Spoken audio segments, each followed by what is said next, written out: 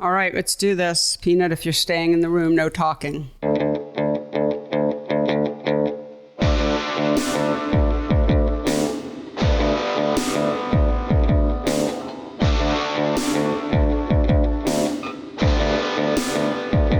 Hello, and welcome to the PhotoWork podcast, the talky and touchy-feely version of my book, PhotoWork, 40 Photographers on Process and Practice. Hello, everyone. I'm Sasha Wolf, recording from Center for Photography, Woodstock in Kingston, and joined as usual by my friend and producer, who I got to see a couple of days ago, so I'm in an extra good mood, Mr. Michael Chovan-Dalton. Hello, Michael. Hi there. I know. What a thrill that was. I mean, we actually said we were going to get together. We got together. Yeah. Like, it was real follow through. Oh, my God. Wow. I have to rethink the whole thing now. I didn't know it was like that much of an accomplishment. Well, sometimes we make plans to see each other. It's mostly on my end because, I have to figure out a time to travel, things like that. And sometimes, we miss the mark. Yeah, let's. I think that what you're saying there, and I accept it as a fact, is that when we make plans, you're the one who always has to travel. Yeah, that's true. I'm never going anywhere. You are always coming to me. But, let's be real. What are you going to do? Come down to Jersey? What are we going to do? Well, listen, you said it, not me. I want to come up to Woodstock in Kingston. Yeah. And, it's fun up here. I get a little fresh air and nature and see some art. Yes.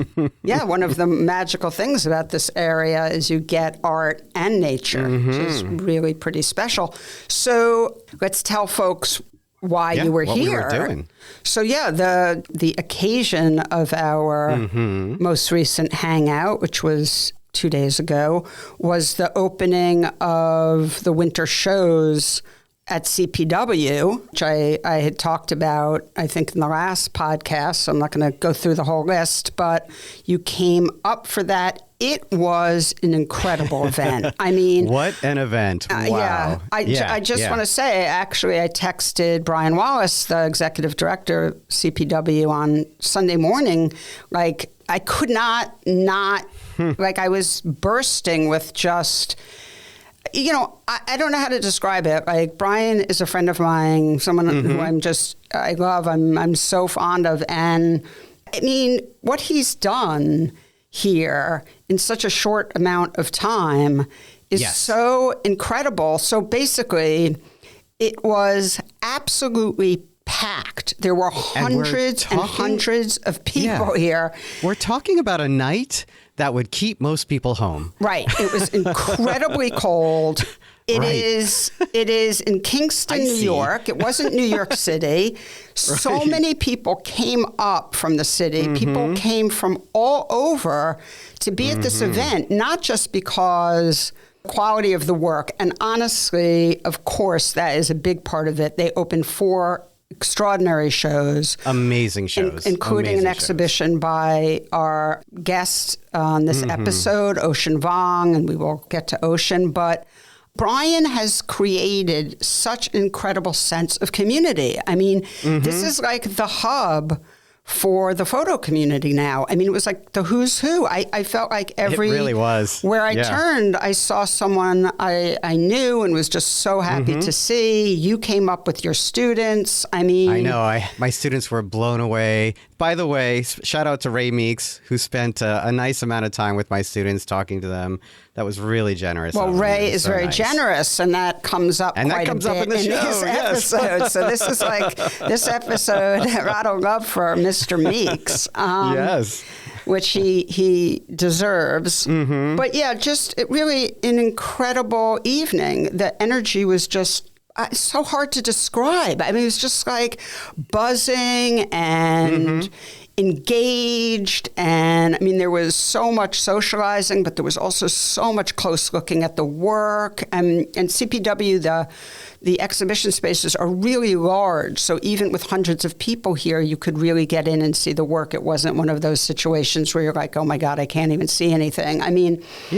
And there were different things happening in different rooms where... Oh, totally. Like someone would see someone and they'd start a discussion and that crowd would get bigger and bigger and suddenly it was like a talk happening. Yeah, absolutely. Yeah. No, it was really amazing. And you and I got to really spend some time together, which was so nice. So nice. And we got to, this is, for me, one of the great perks is that in the midst of this crowded event, you and I got to sneak off to my office and just hang out, just the two of us, and that was really, really nice. Yeah, that was a lot of fun. Yep. So the opening was for 4 different artists, one of them Ocean, and he was our guest today, the great writer and photographer Ocean Vuong. So what did you think? This is one of those episodes where I think I could sit back and listen to it multiple times because it's so filled with, I'm sure our listeners are used to process-heavy conversations, but Ocean has such a different way of looking at photography coming from the writing world, and he takes nothing for granted. I wrote down the word appreciation over and over again. Appreciation for the people who helped him get to where he is. Appreciation for this show and the book that accompanies it. And appreciation for just how he ends up getting here. It's inspiring. And not that I think, we talked to a lot of people who are jaded, but there's just an incredible openness to the way Ocean talks about photography and what it means and the power of it. You have this, I think, really beautiful conversation about the pitfalls of wanting effortlessness and without this labor. And you talk about this, the importance of the labor. And that's really an inspiring conversation. So, really everything about it, if you've been sort of questioning yourself about, the value of what you're doing and the goal of what you're doing, I think this is just going to be a great episode for you. Yeah. I think Ocean is like gratitude personified, know, and maybe folks listen to the episode and then just think about that because that's something that really moved me, as I've read Ocean's work and looked at Ocean's photographs. There's really just such an incredible sense of gratitude and what gratitude produces. Incredibly moving. I just want to say that because we didn't get too many processy things, that's right. You and I talked about, I think I said to you, you and I usually talk right after I record with a guest, and you ask me how it went, and I gave you sort of the recap on this, and I said to you, I'd love to talk to Ocean again. What do you think? And I think that. Yeah, go ahead.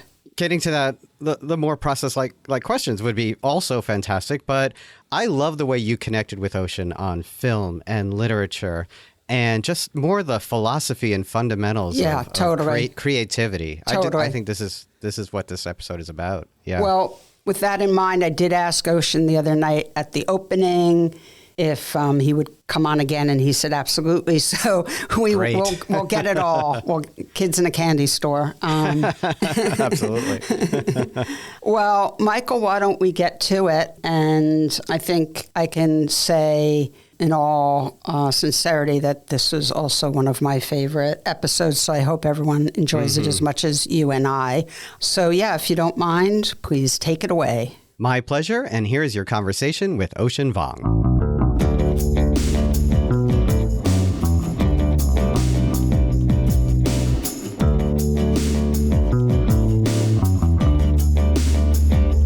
Ocean Vuong, welcome to the PhotoWork podcast. It's so wonderful to have you on. This is a real treat for me. All of podcast listeners know that I love my research as I get ready to talk with a guest. But I have to say, my research as I got ready to talk with you was a little different because in addition to looking at all your wonderful photographs, I also reacquainted myself with your poetry and your prose. So I've been really in Ocean Vuong, in your subconscious and conscious for the past number of weeks. And it's been a really moving, beautiful, glorious, sorrowful, and joyful experience. So thank you so much for all of the work that you've put out in the world, and thank you for coming on the podcast. Oh, thank you so much, Sasha. It's a deep, deep honor to be considered so deeply. And I had no doubt you would do such because I'm a big fan of this podcast. And I know you do the deep dive for everyone. And that's, I think, with Simone Weil, who says the greatest form of generosity is attention. And so for someone to pay attention to what you do is such a gift, and particularly someone of your grace and mine. So thank you. It's an honor. We begin every podcast, then, as you know, with guests taking us on a little journey to describe their journey through life, and that can be as short or as long as you'd like, although I do have many questions for you. So preferably it won't take an hour.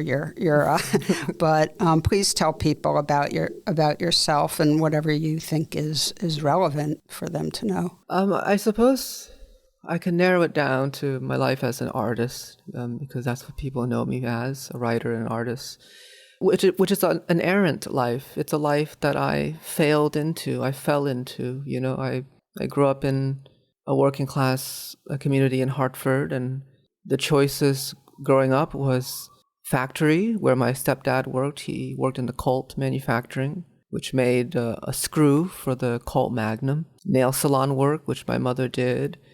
There's a Coca-Cola factory that many people go to, or the army. And so, it became very, the same checkboxes exist from elementary school onwards. Some people throw in police officer and fireman into that mix. And so to end up here as an artist, I thought you needed a card, you needed to be born with a card in your wallet that said artist. And I looked in my wallet one day and I didn't have it. So I thought, all right, I'll just go about. But I ended up going to a community college nearby because it was free. And the Pell Grant gave me, after the very modest tuition, gave me about $4,000 a semester. And I've never had $4,000 in my life.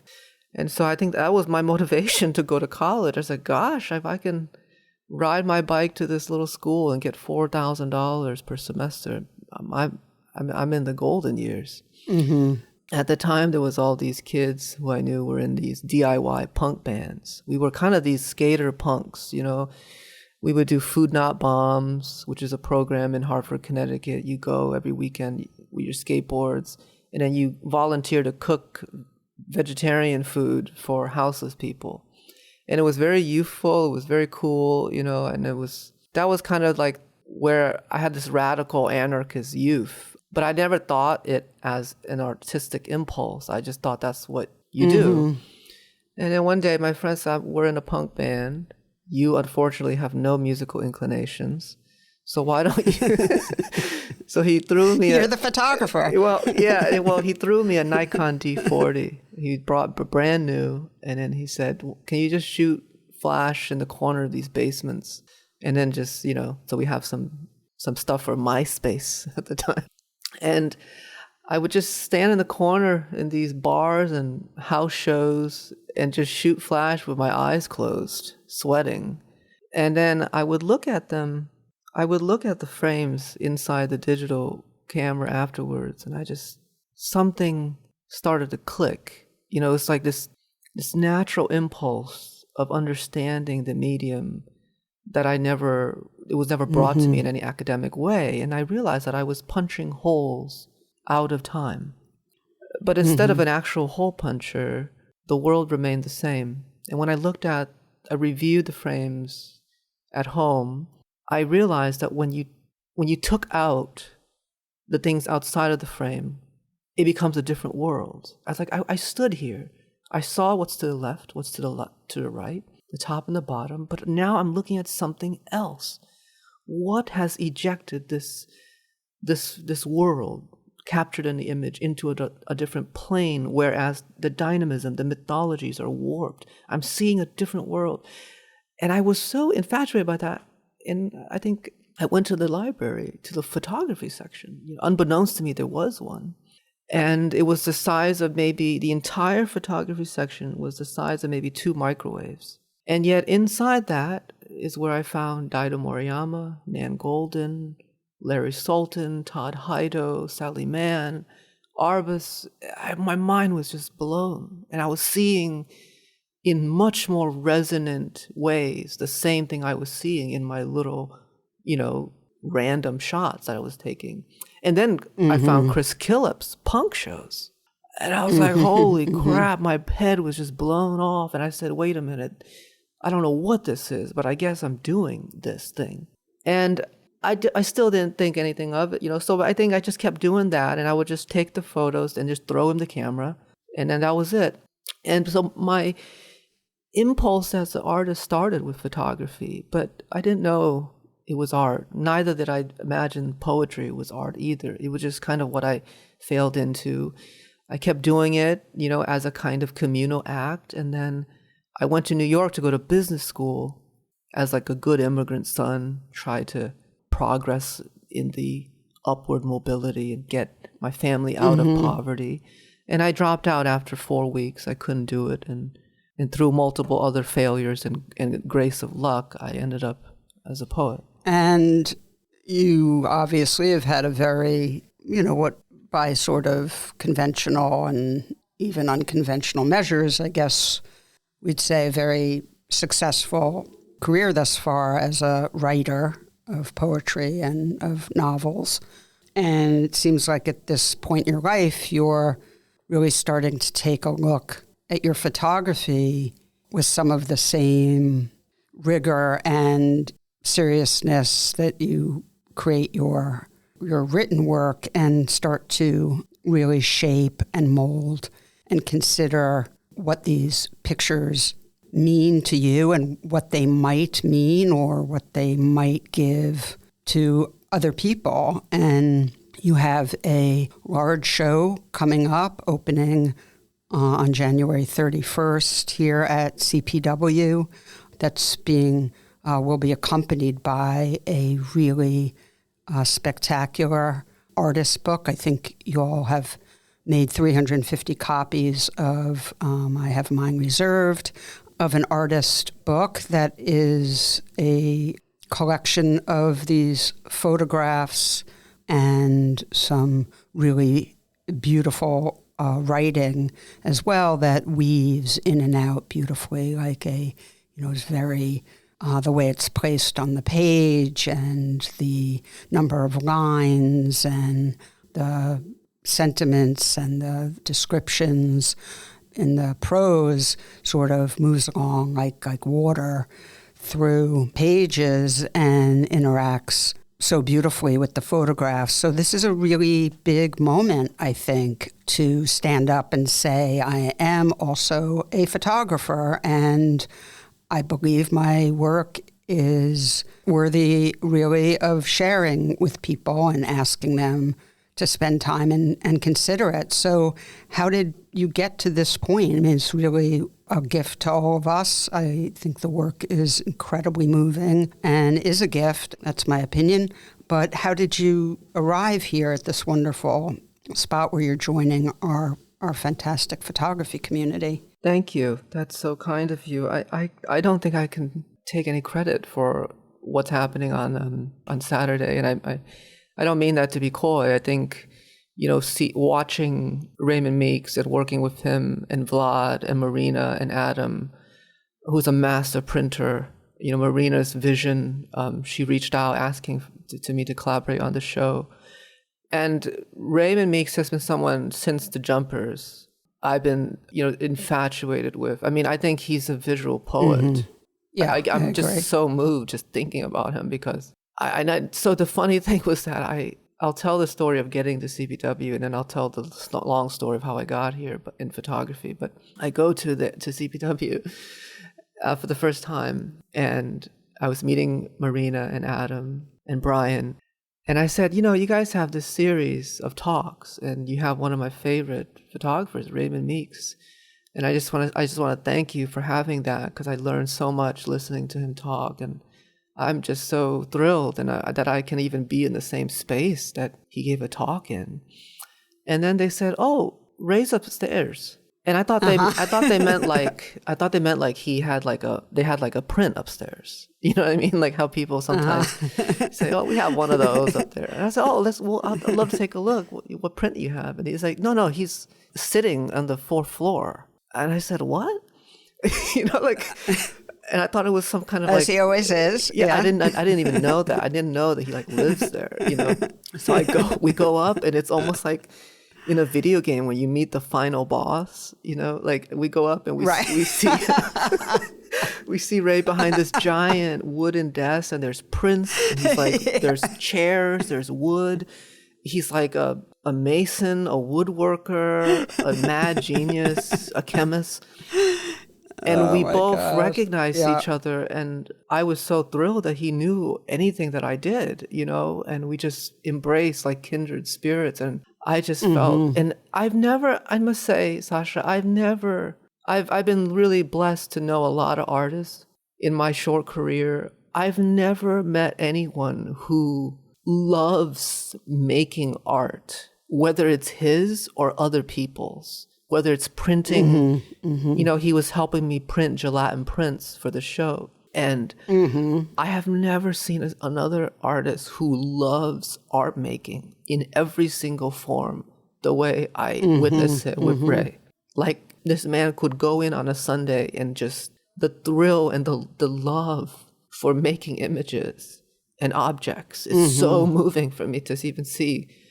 And I'm like, I don't know how you keep it through the years, but he's so special in that way. He's like a wizard. And anyways, I'm so blessed. So whatever merit comes out of that show is those people. They really made it. Because before that, it's just a pile of images, you know. And I'll go back into how I got here. I've been taking photographs for 20 years.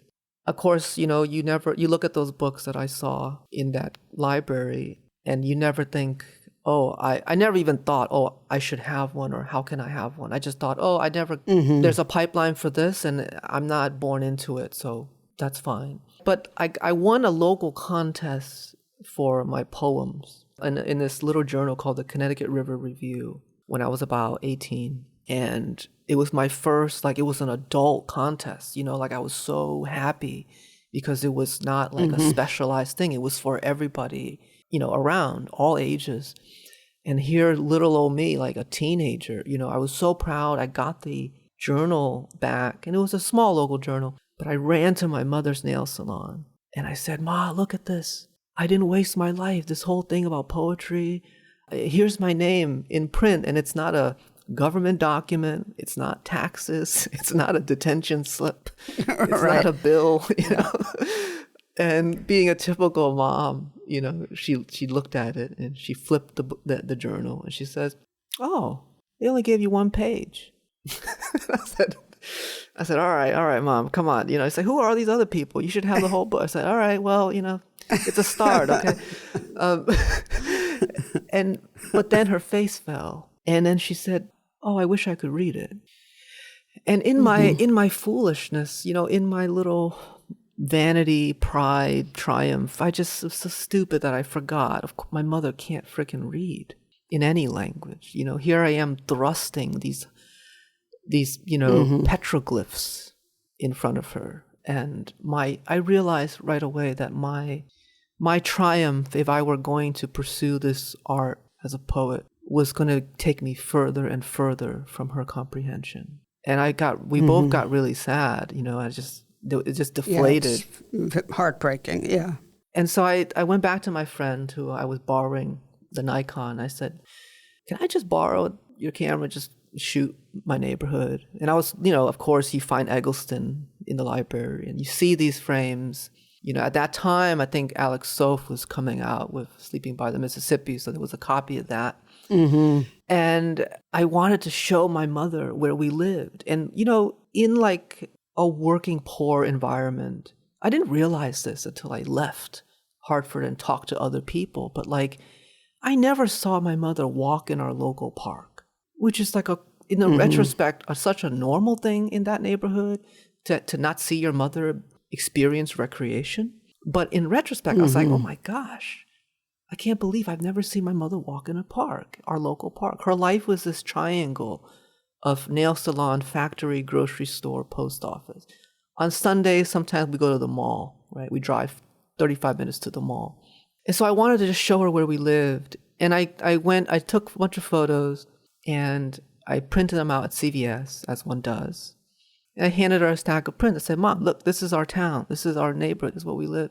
I wanted to show her my interiority in ways that would be legible to her. And she looked at the stack, and she became, I think, my first critic in a very fruitful way. She started to pinpoint something that would be my obsession for the rest of my career. And she looked at the frame, and she said, I didn't know our life was so sad, son.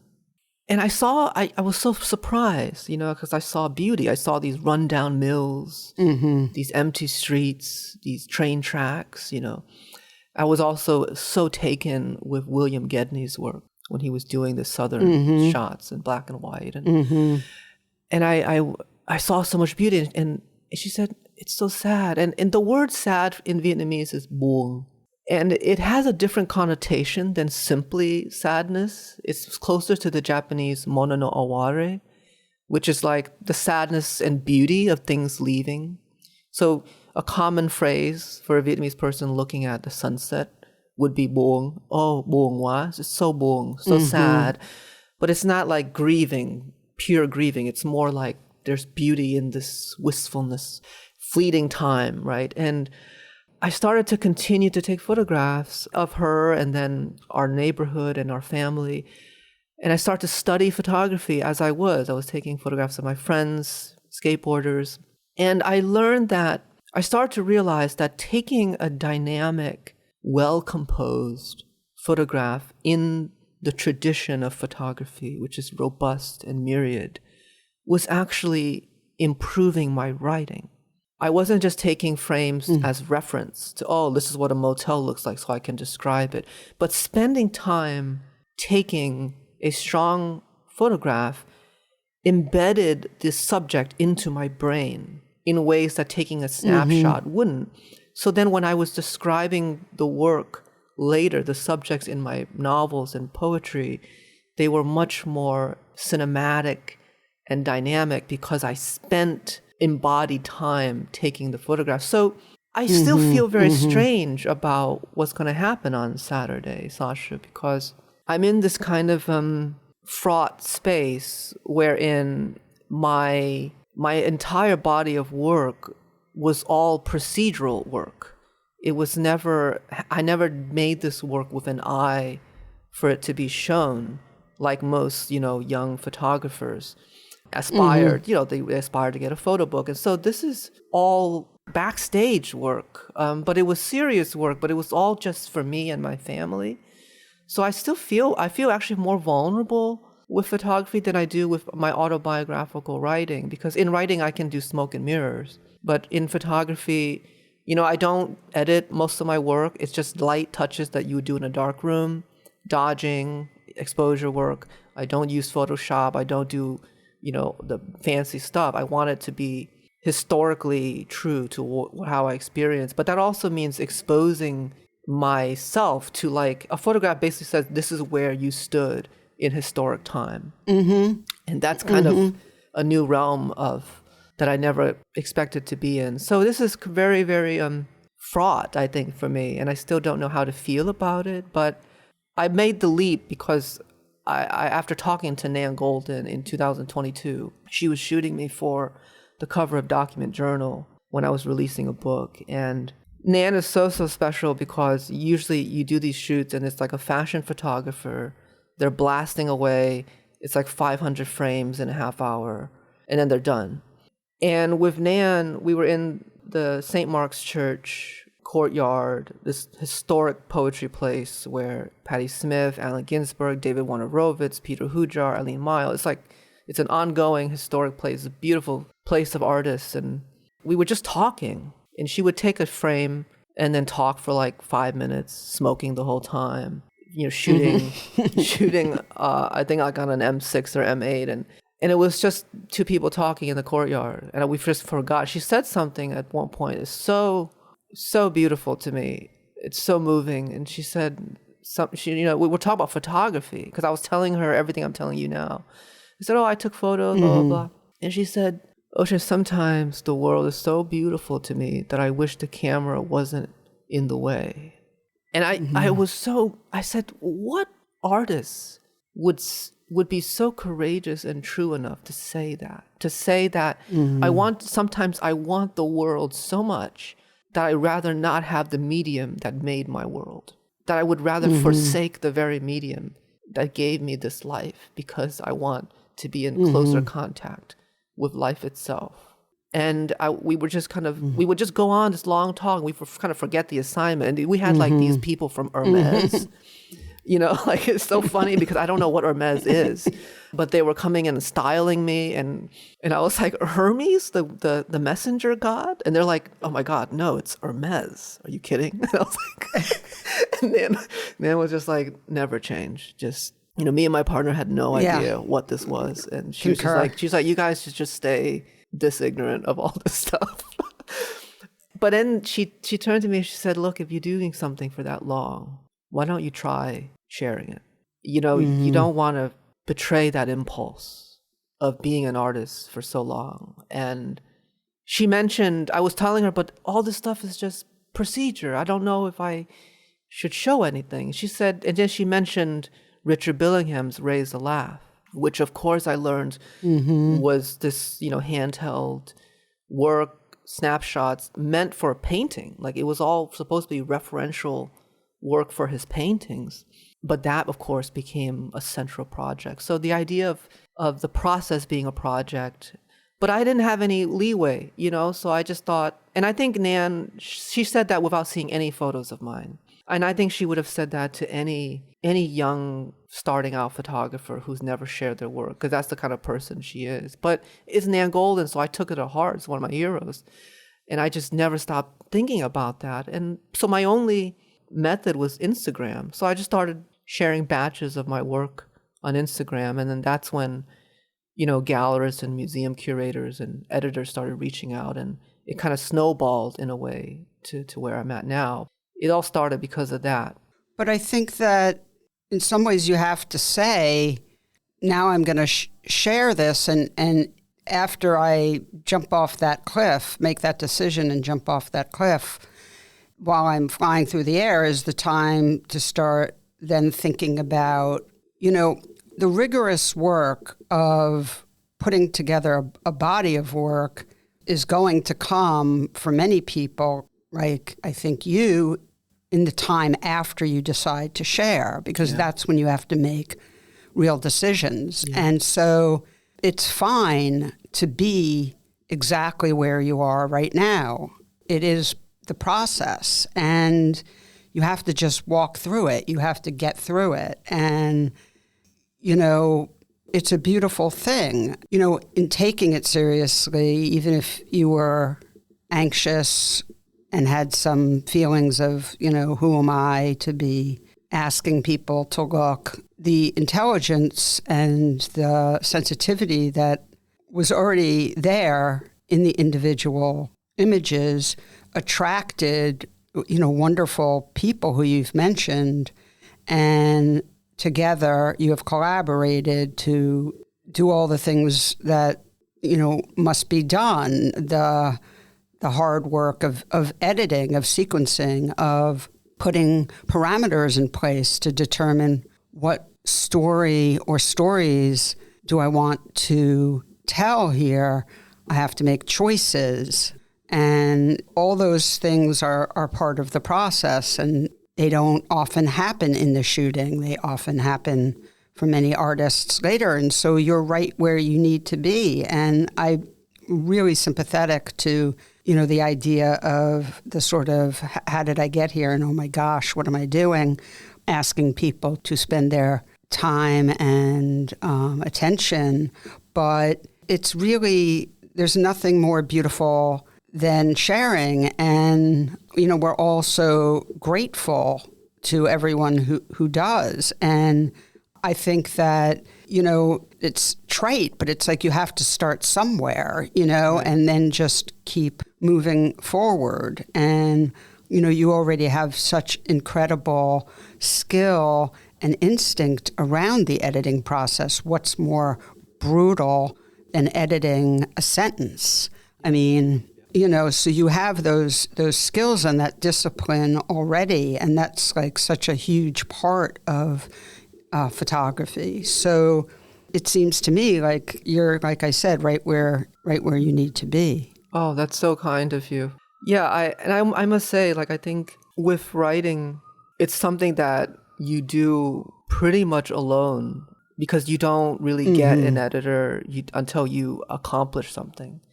You don't get an agent until you're close to accomplish something. So you really have to get close on your own. And writing is full of doubt, as is photography, but in the composition, a sentence is something that has been wrought through with doubt, hesitations, erasure. But a photograph, even if the photographer is doubtful, the frame says a unanimous yes to the world. And I think that's what attracted me so much, which is why I think I was a photographer before I was a writer. But the photography informed my writing. The camera has to say yes. It's an entire shot. It says yes not only to the subject, but everything in the frame. And that's such a magical it's very thing. Generous. Yeah, I'm like, what other, I don't think we have another technology that says such a unanimous yes to something. And sometimes the frame starts to tell me things much later that I didn't see before. It has a kind of mind that's larger than my mind when I took it. And so that discovery is such a thrill in the editing process. But with writing, you do it mostly alone. But with photography, like I said, like everything that you said, I think it owes to the credit to the people who saw something in my work and helped bring it to the world. Because I was reached out by Jackie Bates at the New York Times when I was sharing my Instagram stuff, and working with her was such an incredible education. She pushed me. We worked like 9 months on that project. She just said, go out. You need take different seasons. Think about environment, think about different locales, and then like go to the outskirts of the project and then work your way in. And it was such, and like these were also things I tell my students in poetry, but I never applied it, so it's like I was recognizing them as they're coming at me from her. And it was so liberating to see that, I can take the same audacity in literary work, and I can just apply it into the image work, and it can still widen the scope. But she was so patient and she challenged me to expand the project and work through the seasons. And what editor would allow that? Some people have tight deadlines, particularly at the New York Times. And she just said, just keep going. I'll be here, you'll be there. And so 9 months for this project. And with Marina, like putting edits up on the wall, and Ray, I was like, Ray, I wanted to me, like, the powerful thing about photography exhibitions is that they're like performances. They're ephemeral, so I did not want to micromanage it. I want to look at the show and see Marina all over it. Like the CPW show, it's Marina show. The book is Vlad and Ray all over it. Like, I want that. I don't want to see my thumbprint, like I did the work, but I want to see them. So I let them lead, and the diptychs that Ray was coming up with, because he kept on saying, like, I'm like, here's the project. He's like, no, give me the archive. And I was like, you really want 8,000 images? And Ray is a kind of like animal, like this unicorn beauty beast that's summoned from another world. He's like, yes, and he would come up with throwaway images, and he would throw them down on the table and next to something completely from left field, and the poetry. And that's when I realized, this is like putting together a poetry collection. Because a poetry collection has no plot, it's no thorough line. You have to make the themes through the radioactive power of proximity. But in photography, it's even more open, because you can just slam a pile of prints on the floor and there will be resonance. You can find it even as a random gesture. So again, like whatever merit is here, I really mean it when I say it's these curators who spent decades in this world that has really helped put the show together and make me at least legible to myself. Well, I want to read something that you said. You were in conversation with Joey S. Kim at the Toledo Museum of Art, and I think it's connected to what you're talking about. In some ways, I guess what I'm thinking is I think you know a lot more than you think you do at this moment that we're talking. So you said the poem is a provocation moving forward, particularly in the Eastern tradition of poetry. These poets saw poetry as something that should beckon the viewer forward and less so about telling them how to feel. And so I think photography and poetry are so similar because they both signal mythology without narration.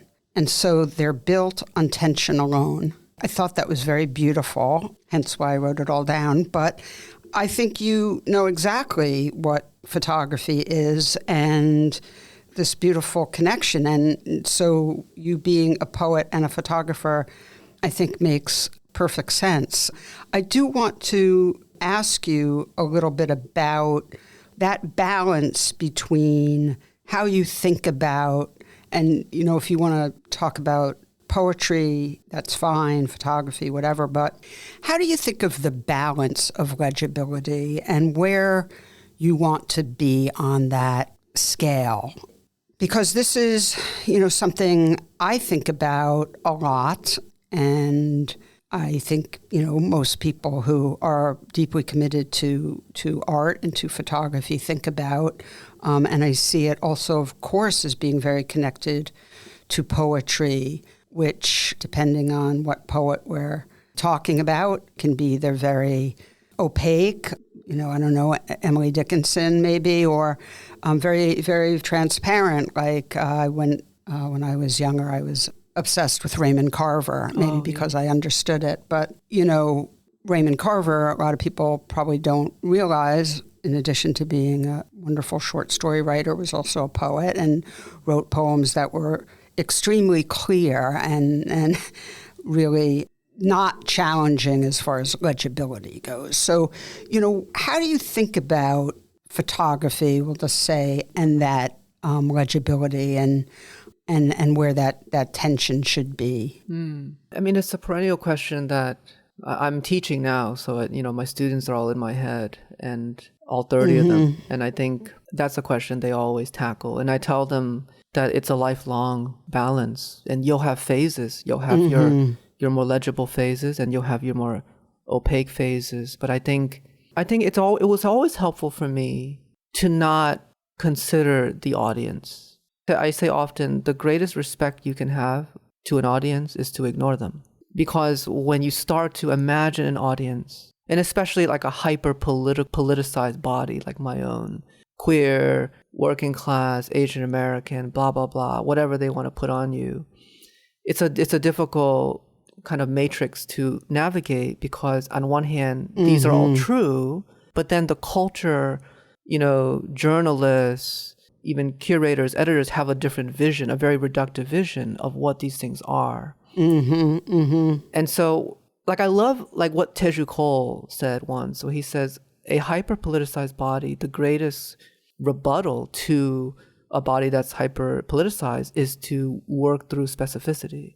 You know, then it's like, oh, what happens if an Asian American, you know, farms or hunts or does things that you don't expect, right? Is that no longer? It's now outside of that frame. So when you start to think about, oh, how do I satisfy these tropes that are expected on me? Even like a quote unquote neutral, and I put this in heavy quotes, identity like white male, right? You know, a lot of my white male students like, should I write just poems about horses and fishing with my dad? Like, and I'm like, well, you're also welcome.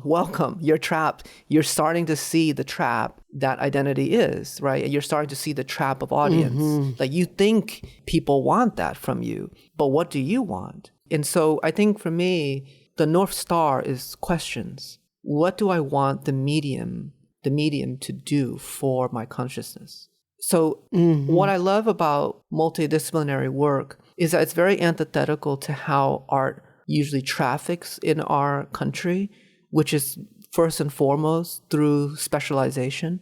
You know, like a kid who wants to be an artist at 19, 20, the first thing people ask them is, what kind of artist do you want to be? Photographer, novelist, poetry? Like, even my students, they introduce each other by saying, oh, I'm so-and-so, I'm poetry. What are you? Oh, I'm prose, right? And we ask students to choose the medium before developing the questions from which those mediums could be executed. So we kind of funneled them into sites of expertise. And this was never really true. Like, you know, if you look at medieval Gothic architecture, the architect was also the mason, was also the woodworker. It was all one person, just kind of like figuring it out on the go. And now we have specialized everything and we've kind of isolated each other. And so I think for me, if the questions are inexhaustible, my approach is to always push it into different mediums, including like, you know, screenwriting is what I'm doing now. And I think, yeah, take the same questions and filter it through the parameters and the rigors of the form and then see what comes out of it. So the curiosity is much more powerful than an anxiety around audience. And I think for me, I love, and Raymond Meeks is one of them, you know, someone like Ann Carson as a writer is another one, where there's one artist where you can tell they're like sitting in front of a panel and they're presenting something to you. Something they think, you know, that you wanted. And then there's another artist. You read a book sometimes, or you look at a photo book, and you're like, all right, they're just kind of handing me what they think I want when I got here. They're facing me. It's almost like a show, like a, you know, a forum or something. And there's another artist where you're engaging with their work and you just see the back of their neck. This is a metaphor, of course. And you see the neck like sweating. You can see the sweat in the back. And then you're like, oh my God, she's digging a hole. And you get engaging with the art is looking over her shoulder. And this is true with Nan's work, Sally Mann's, Arbus, Anne Millet as well, especially, you know. And then you get to participate in watching someone dig up a hole out of curiosity and questions. And the work is so much more urgent. You feel on the edge of yourself and you feel like you're on this journey with the artist as they're figuring it out. And that is when art to me is so transportive. And it's when the audience, I want to be that as an audience. When I look at a film or something, I want to be just looking over the shoulder of somebody digging. I get exactly what you're saying, and I completely agree. I've seen so many films the past couple weeks that feel so much like what you're describing. And even if there are what I would myself consider or feel as a misstep here or there, still the thing is a masterpiece because of everything you just described. I'm thinking of Sentimental Value, which just blew my mind. And I'm thinking I actually just watched the Wim Wenders film Perfect Days. Oh, isn't that such a beautiful ode to amazing. Photography too? And it's an ode to art, really, isn't it? To photography and to literature and to film and to music. Oh my God! Oh my gosh! And self-worth, dignity in labor. Yes, totally. No, that film just really blew my mind. But I feel like I've been so lucky lately. I've seen so many really beautiful films. But no, the trying, the authentic trying is, you know, the thing really that we connect with, I think, on so many different levels. And, you know, I think as we all go through life trying, you know, we are actually not only quite comfortable seeing the trying by an artist, but I think it goes beyond being comfortable with it. I think we are, you know, grateful for it. I think it's part of the connection. I was thinking the other day about the book Let Us Now Praise Famous Men, and I was thinking about way in which James Agee, who was doing the writing part of the book, and it was a book for people who don't know, I think most people I hope do, but maybe I'm just so old that because it was a part of my childhood. But Walker Evans did the photographs, and James Agee, his good friend, did the writing for this book, and it was, you know, very much about an exploration and connection with tenant farmers in the 1930s, post-Depression. And Agee's struggles in the writing, his struggles with himself, his struggles, like it's all in the book, his struggle to feel comfortable even writing on the topic, you know, it's like it's all there. And there's something so you have gratitude for that in a way, for that struggle that's right there in front of you, right? I mean, it's so connected to the subject, and it's so connected to everyone's experience in life. Life is a struggle, I think, in many ways. I mean, I'm so happy you mentioned Now Let Us Praise Famous Men, because if there was one book that I would say is like the most permission-giving cornerstone of my life as an artist, is that book. Everything, I'm coming out of that book. You know what I mean? Like there's a radius. Tell me more. Well, A.G. was a poet. He was deeply closeted. Right. And he had this beautiful collection of letters to Father Fly, his teacher in this Catholic school that he was at. Throughout his life, he would have this it's letters to Father Fly. That book, it was like Melville, like the style was nebulous. Mm-hmm. It was not Capote's In Cold Blood hadn't come out yet. Didion's journalistic fictive work hasn't really take hold. So there was no blueprint for what he was doing. And you're absolutely right. It's the vexations, the doubt of self-worth of art itself that really makes, like when he describes being bitten by fleas, sleeping with the family, and he can't sleep because he doesn't know how to describe it. Like he's just like, I can't describe this to you. And also like, Walker's not here to take this shot. It's also like the camera gives, and also it can't give enough. Like life, the majority of life is outside the frame. And it was so honest, and I think that's it. It's effortful. And I think like in our culture, particularly in literary culture, there's this fetishization of effortlessness, of ease. I think a lot of this is in fashion as well. And I think in a Protestant inflected culture like America that is founded on hard work, and that hard work is a kind of virtue, it becomes incredibly powerful to then be immune to hard work. So that when something arrives effortlessly, it's fetishized as a kind of divine provenance, and therefore better than thou. And so we fabricate effortlessness all the time, right? The no makeup look. I agree. Ease, right? Yeah, I agree. And I always love to see like effort in the work. Like I hope, my readers can feel that I labored over the sentence, I worried over, and you can feel all of that in both Walker's and A.G.'s work in that collection. And it's hybrid, it's strange. To this day, there's no clear follower to it, And funnily enough, Jimmy Carter, our former president, said that's the greatest American book he's ever read, which makes me love him even more. Like I'm like, wow, of course you would get it, peanut farmer from the South, but also like someone who's absolutely tolerant of strangeness, because that book is really strange. It doesn't resolve anything. He breaks off into weird meditations. I mean, it's like an avant-garde book. It totally flunked because it came out at the heels of World War II.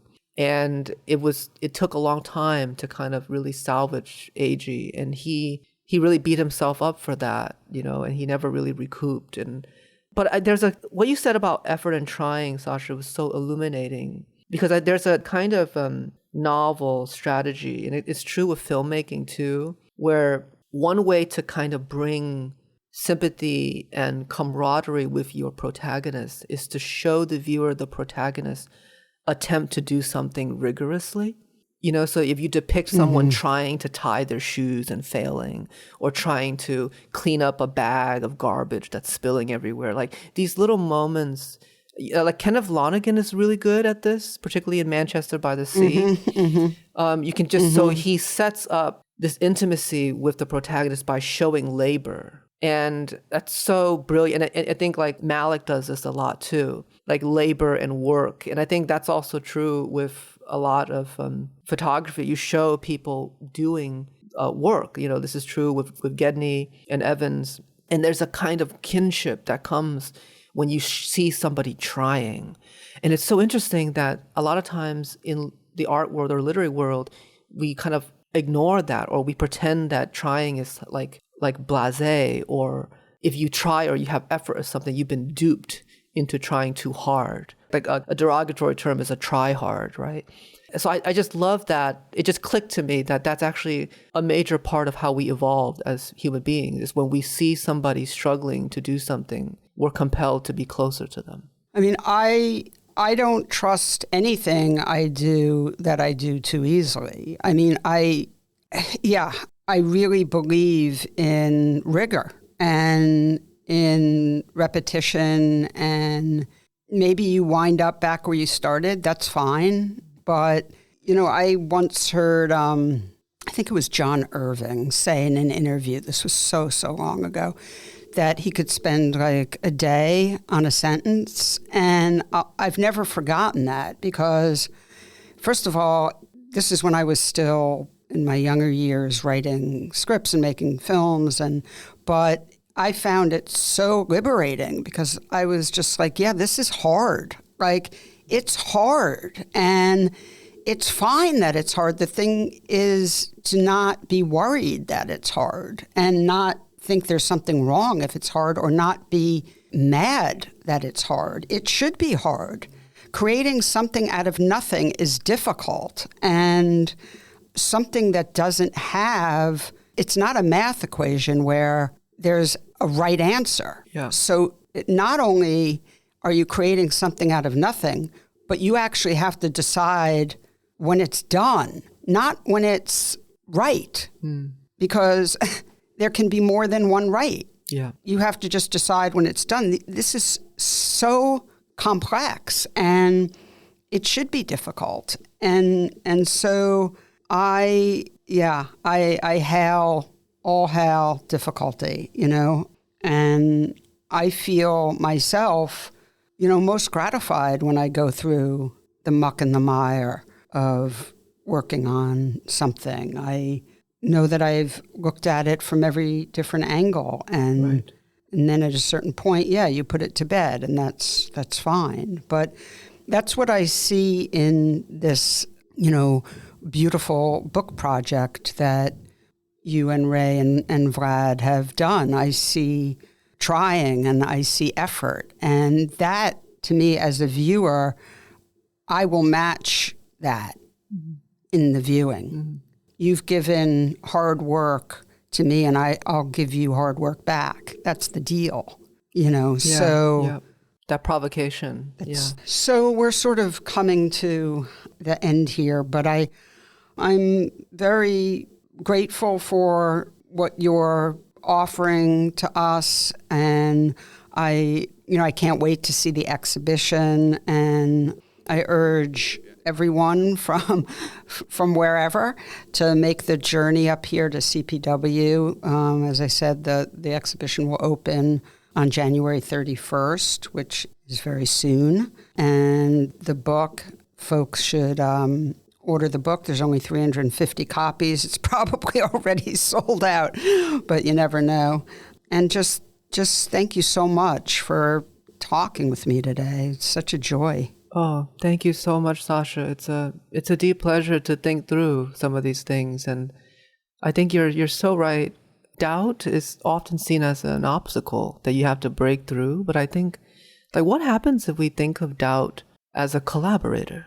It's like, oh, what if it's not an obstacle, but an energy source? Like, oh, the doubt is something that creates friction that I can collaborate. I want my doubt with me when I work through things, so that then alternatives come through. And eventually those alternatives become the actual road forward.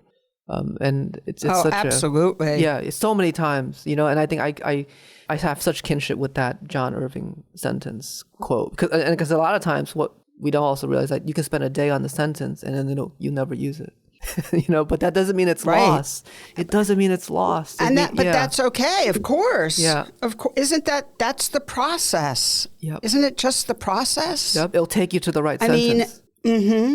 Absolutely. I mean, I speak with young people as you do.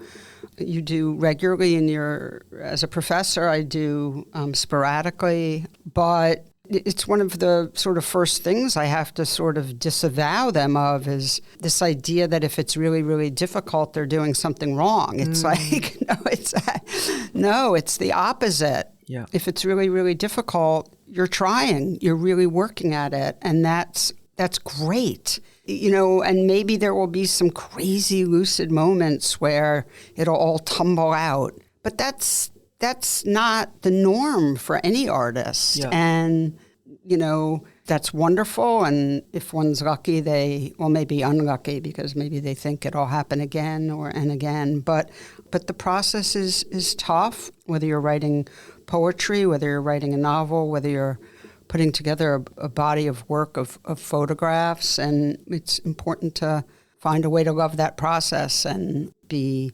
optimistic about it and find the beauty in that work. It's its own form of labor. Yeah, it's so well said. Thank you. Well, thank you. I really look forward to meeting you on Saturday. And until then, have a wonderful rest of the week. And thank you again so much. Beautiful. Likewise, and stay warm. I'll see you soon. Okay. All right. Bye, Ocean. All right. Bye-bye. PhotoWork with Sasha Wolf is a production of the PhotoWork Foundation. Executive producer is Sasha Wolf, and the associate producers are Taylor Salzback and Noah Lynn. The show is also produced and edited by me, Michael Chauvin-Dalton of Real Photo Show. Music is by J. Walter Hawks. If you like the show and wish to find out more about the Foundation, please visit photowork.foundation and be sure to subscribe and review with all the stars on your listening platform.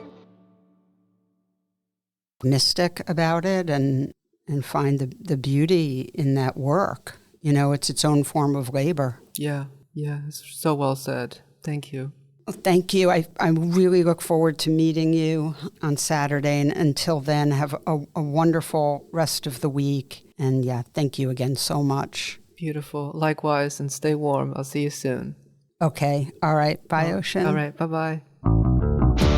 PhotoWork with Sasha Wolf is a production of the PhotoWork Foundation. Executive producer is Sasha Wolf, and the associate producers are Taylor Salzback and Noah Lynn. The show is also produced and edited by me, Michael Chauvin-Dalton of Real Photo Show. Music is by J. Walter Hawks. If you like the show and wish to find out more about the Foundation, please visit photowork.foundation and be sure to subscribe and review with all the stars on your listening platform.